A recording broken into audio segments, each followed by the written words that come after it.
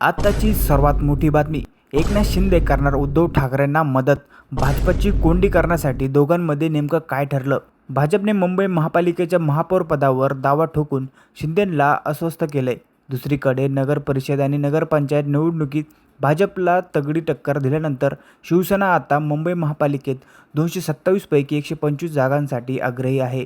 तर शिंदेंना 125 जागांचा प्रस्तावच भाजपला पाठवणार असल्याची माहिती सूत्रांनी दिली. मात्र शिंदेच्या या खेळाचा ठाकरेंना कसा फायदा होऊ शकतो? भाजप शिंदेंच्या 125 जागांचा प्रस्ताव स्वीकारण्याची शक्यता कमी. शिंदे सेना स्वबळावर लढली तर भाजपला मतविभाजनाचा फटका बसण्याची शक्यता. भाजपच्या मतविभाजनामुळे ठाकरेंच्या महापालिका जिंकण्याचा मार्ग मोकळा होण्याची शक्यता. खरं तर शिवसेनेच्या फुटीनंतर ठाकरेंच्या 97 पैकी 65 नगरसेवकांनी शिंदे सेनेत प्रवेश केलाय.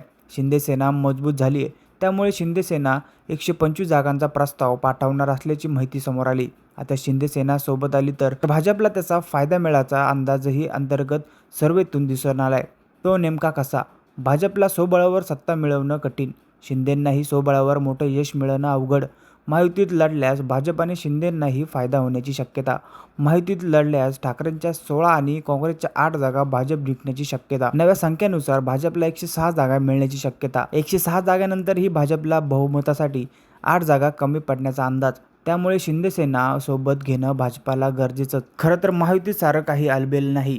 भाजप आणि शिवसेनेत अंतर्गत कुरघोडी सुरू आहे. त्यामुळे भाजपनं शिंदे सेनेचा प्रस्ताव मान्य केला नाही आणि शिंदे सेना स्वबळावर लढली तर त्याचा ठाकरेंना फायदा होण्याची शक्यता आहे. त्यामुळे शत्रूचा शत्रू मित्र यानुसार शिंदे सेना भाजपची जिरवण्यासाठी ठाकरेंना मदत करणार का, याकडे राज्याचे लक्ष लागले आहे.